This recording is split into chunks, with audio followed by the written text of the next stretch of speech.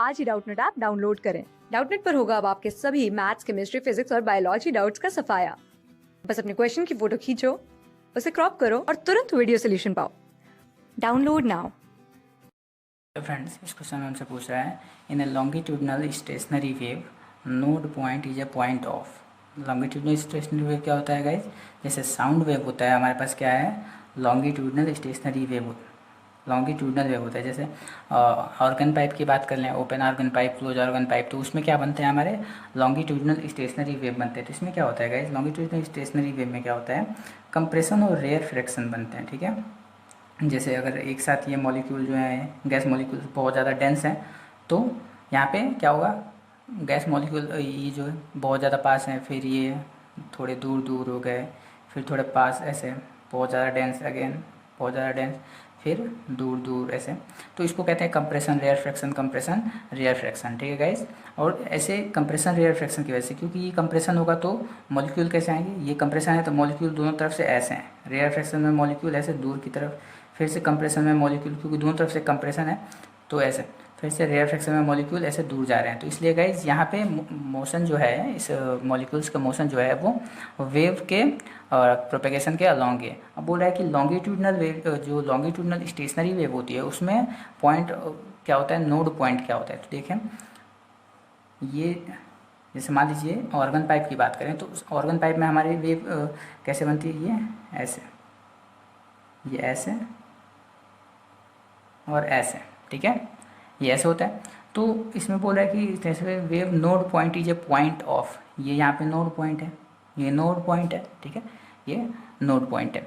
अब node point को अगर हम लोग इसी वेव को, ये जो इसको मैंने बोला डिस्प्लेसमेंट वेव, डिस्प्लेसमेंट वेव, और इसको अगर मैं प्रेशर वेव के फॉर्मेट में दिखाना चाहूँ तो प्रेशर वेव में गाइस ये ऐसे होता है। प्रेशर वेव में अगर इस वेव को अगर मैं प्रेशर वेव में दिखाना चाहूँ तो ये इसको ऐसे दिखाएंगे हम, ये ऐसे, ऐसे।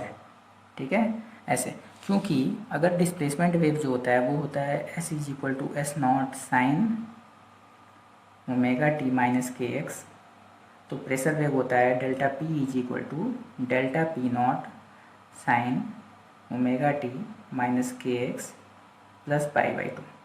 प्रेशर वेव डिस्प्लेसमेंट वेव से पाई बाई टू फेज आगे चलती है, और क्योंकि स्टेशनरी वेव जो होते हैं वो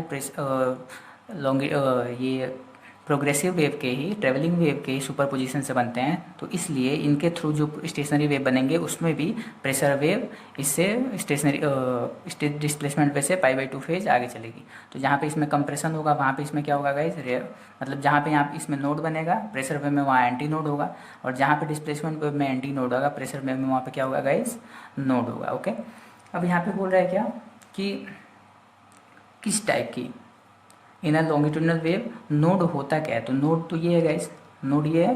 ओके, और नोड हमें अगर बताना है कि क्या होता है तो फिर तो हम लोग कैसे बताएंगे। देखिए, ये डिस्प्लेसमेंट वेव में यहाँ पे डिस्प्लेसमेंट जीरो है और प्रेशर वेव में प्रेशर मैक्सिमम है।